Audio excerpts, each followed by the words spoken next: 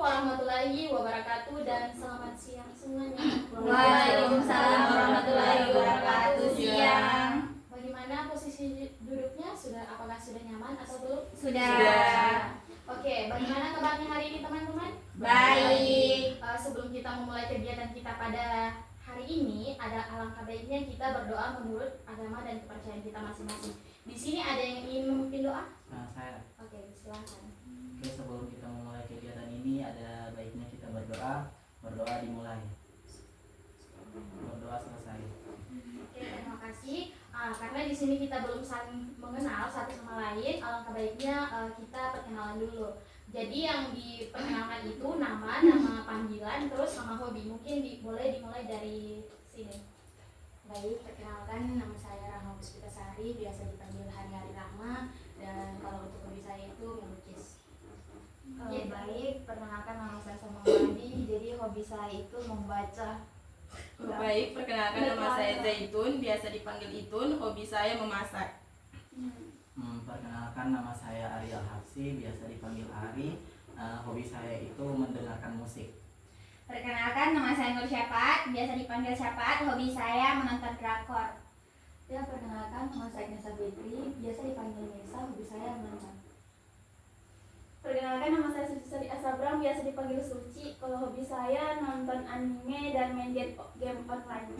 Oke, jadi kalian semua kan sudah perkenalan diri. Jadi giliran saya perkenalkan, saya Alini, bisa kalian panggil Lini, bisa kalian panggil Kak, Ibu, atau panggil senyaman kalian saja. Nah, jadi di sini kita akan melakukan yang namanya konseling kelompok. Di sini sudah ada yang pernah ikut konseling kelompok? Belum ada. Nah, jadi di sini saya menjelaskan terlebih dahulu agar supaya teman-teman paham akan alurnya ke depan bagaimana. Nah, jadi konseling kelompok itu merupakan layanan bimbingan dan konseling yang memungkinkan peserta didik atau konseli atau teman-teman semua memperoleh keterampilan untuk memecahkan masalah dan pengentasan masalah yang dialami melalui dinamika kelompok. Nah, dan untuk itu juga tujuan dari konseling kelompok ini untuk membantu memecahkan masalah secara dinamika kelompok dan juga mengembangkan keterampilan sosial teman-teman agar dan juga memberikan dukungan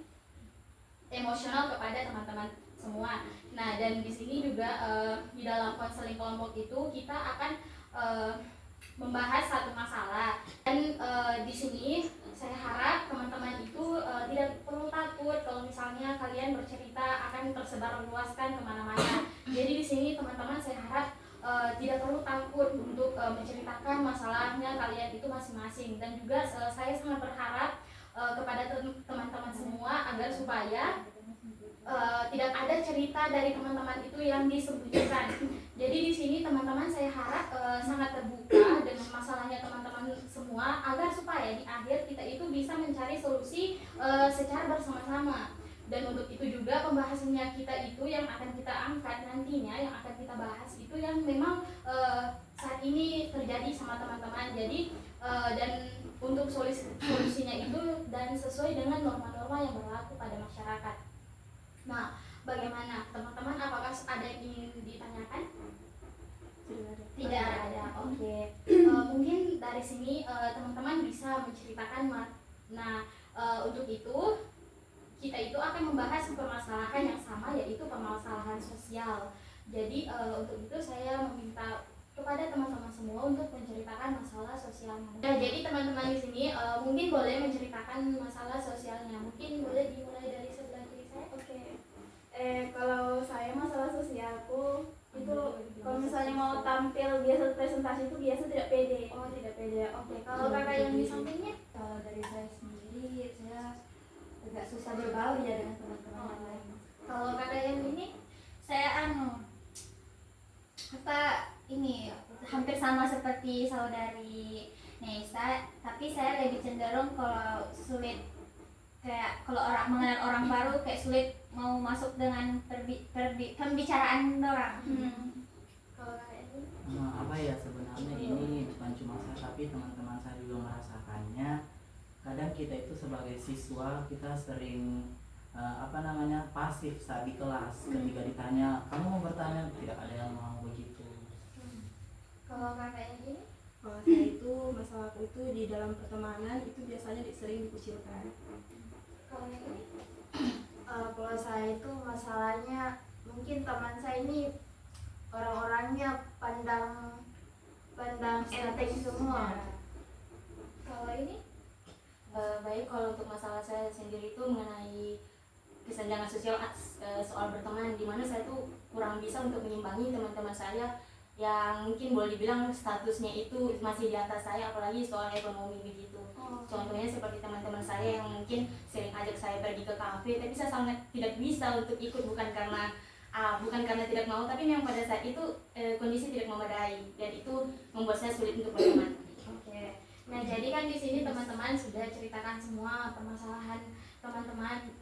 Untuk itu saya meminta sama teman-teman semua untuk menyepakati masalah siapa sih yang akan kita angkat pada siang hari ini yang memang betul-betul itu harus kita selesaikan. Kalau menurut teman-teman masalahnya siapa? Kalau menurutku sih masalahnya itu. Ya, kita sepakat. Ya, Sepakat. Oke, bagaimana Kak Zaitun? Siap? Siap. Oke, siap. Mungkin dari teman-teman mungkin ada yang ingin ditanyakan sama Kak Zaitun, dipersilahkan. Saya Oke. kan tadi masalahnya Zaitun itu dia dikucilkan dalam pertemanan. Jadi kalau pertanyaan saya bisa kasih contoh seperti apa dia dikucilkan itu, contohnya. Ini langsung jawab. Baik, seperti contohnya itu kan kita kalau dalam pertemanan itu kan kita bersirkel, terus kita itu dikucilkan seperti di teman yang lainnya itu pergi, tapi kita seperti ada di situ tapi kita tidak dianggap kayak gitu. Kita bicara tapi apapun itu kita kayak dikucilkan begitu ya, kita merasa bahwa kita tidak ada di situ dan jadi percuma di situ ada. Setelah dikucilkan, apa dampaknya dari kehidupan sehari-hari saudari Itun setelah dikucilkan dari teman-teman circle kakak? Oke, terima kasih. Kalau untuk dampaknya sama saya itu sebenarnya ada dua, dampak negatif dan positif. Tapi lebih ke dampak negatifnya karena menurutku saya rasa circle itu tidak membutuhkan saya. Terus dorang itu kayak intinya saya itu kayak rasa saya itu tidak ada di situ dan dorang tidak butuh saya. Intinya seperti itu. Terus bahkan setelah kau sadar kalau kau dikucilkan, kau masih bertahan di lingkungan itu. Sebenarnya saya sudah mulai menjauh untuk mengasingkan diri, tetapi dalam lingkungan tersebut susah karena saya juga butuh pertemanan seperti itu. Butuh Sosialisasi. Iya, saya butuh pertemanan itu karena sudah dijalin cukup lama, tapi saya sementara ini dalam jangka waktu ini saya berusaha untuk mengasingkan diri pelan-pelan supaya seperti tidak ada masalah besar. Jadi mungkin salah satu faktornya dari saudari Itun dikecilkan untuk sulit melepas diri dari circle tersebut, salah satunya mungkin karena sering bertemu satu lingkungan begitu. Iya, betul. Satu prodi atau Iya. sering bertemu tugas. Iya.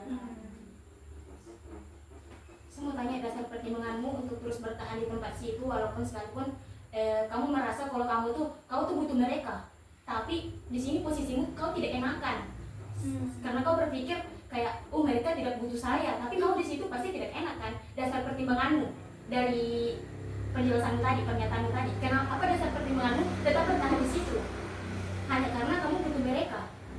Apakah kau pikir tanpa mereka kau tidak bisa hidup?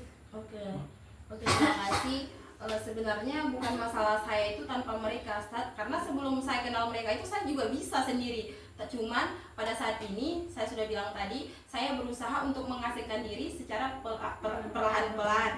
Karena kalau saya langsung kayak stuck satu kali untuk mengasingkan diri, itu seperti dalam circle itu nampak sekali bahwa di situ ada permasalahan. Jadi saya berusaha mengasingkan diri supaya lingkungan-lingkungan lain yang sadar bahwa kalau kan saya stuck satu kali langsung mengasingkan, pasti lingkungan yang lain sadar kalau saya ada masalah dengan circle tersebut. Jadi saya berusaha untuk mengasingkan pelan-pelan.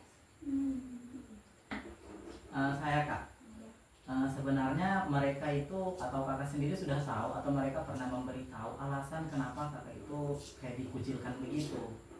Kira-kira apa faktornya?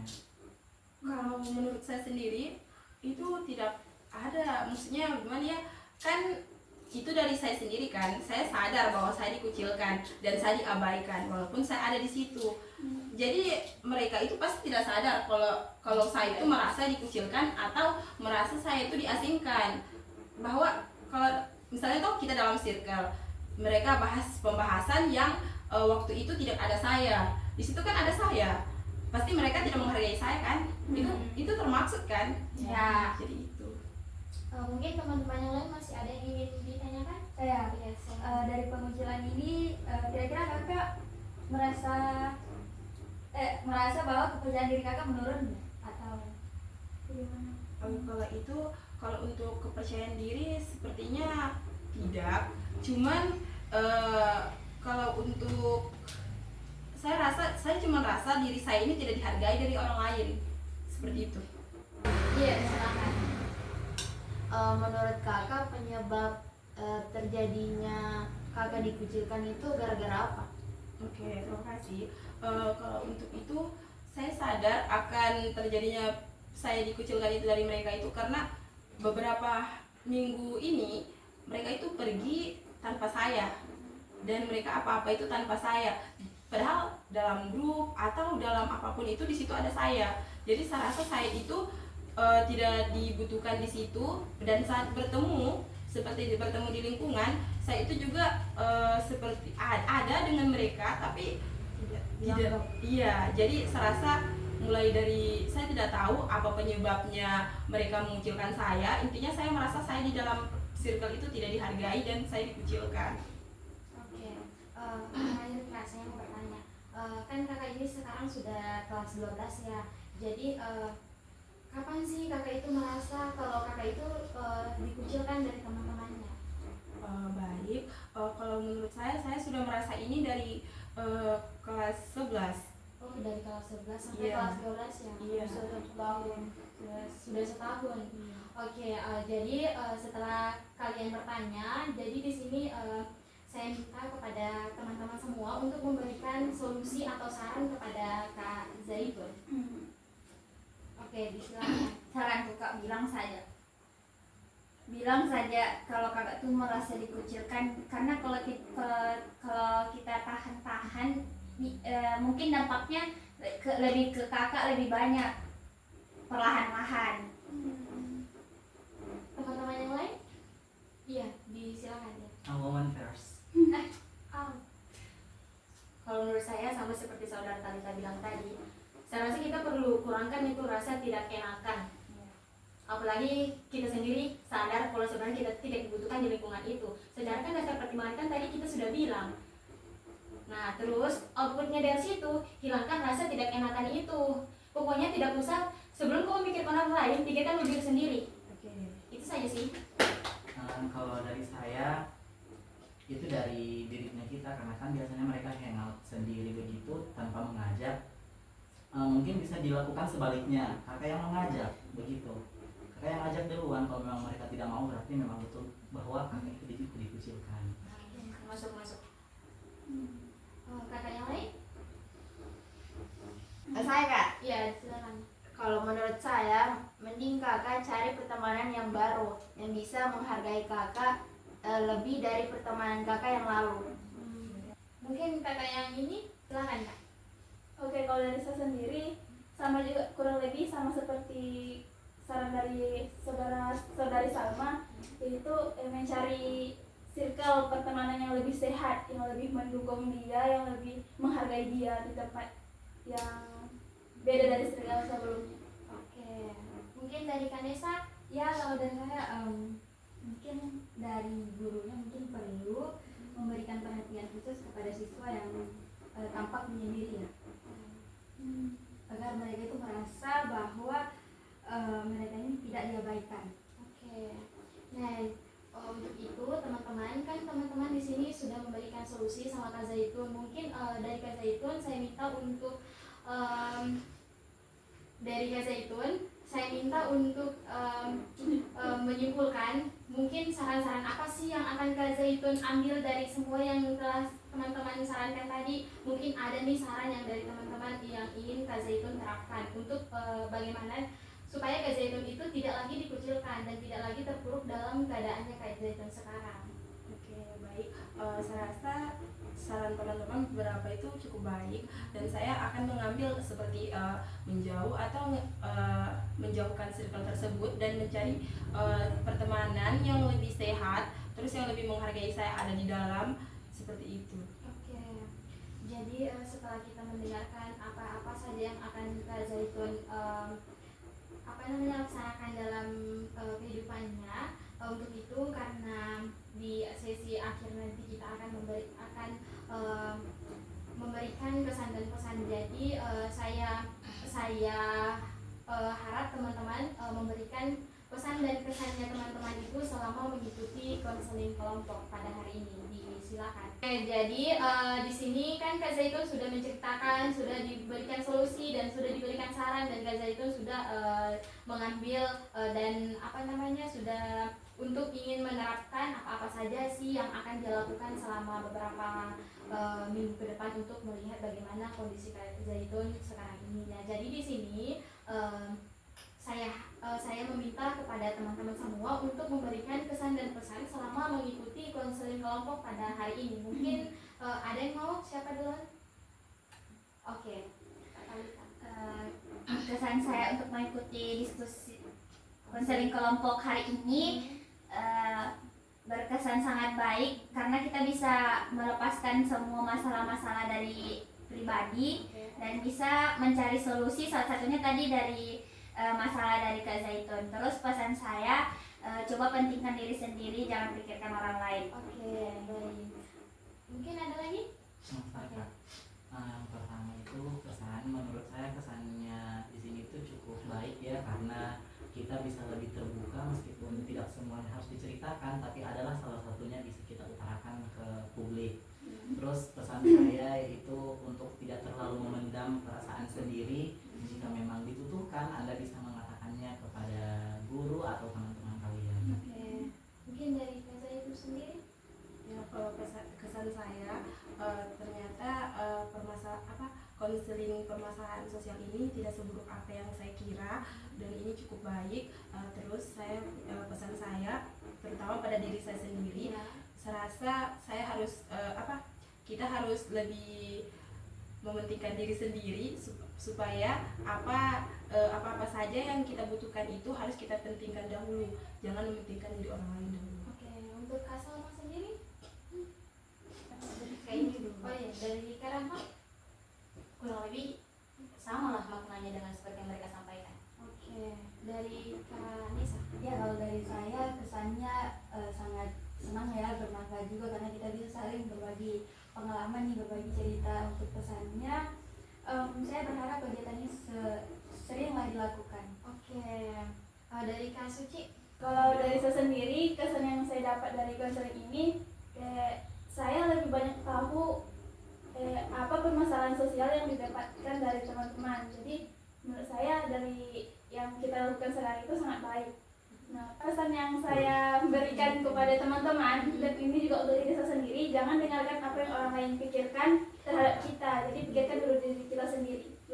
Oke, untuk Kak Salma? Jadi kesannya itu dari saya, bimbingan konseling ini sangat seru dan bermanfaat bagi kita semua. Kalau pesannya saya, mungkin ini masalah yang Itun hadapi tadi ini bisa dijadikan pelajaran untuk kita ke depannya, untuk agar dapat memilih-milih teman dalam kelas. Iya. Ya, itu saja. Itu saja. Oke, baik, terima kasih teman-teman karena sudah berpartisipasi aktif dalam memberikan saran, pendapat, solusi maupun kesimpulan dan pesan-pesan. Jadi untuk itu sebelum kita menutup pertemuan kita pada siang hari ini, alangkah baiknya kita menjadwalkan kembali kapan nih kita akan bertemu kembali. Untuk itu juga kita sepakati dulu untuk pertemuan selanjutnya itu permasalahan siapa sih yang akan kita angkat nanti. Mungkin dari teman-teman ada saran? Saya sarankan untuk saudara Ari. Karena permasalahannya sangat sering, mungkin di ruang kelas kita kurang bertanya, mungkin karena malas atau sulit mendapatkan pertanyaan yang relevan dengan materi yang dipaparkan, atau mungkin kita malu bertanya. Banyak sekali yang bisa dibahas dari permasalahan saudara Ali. Setuju.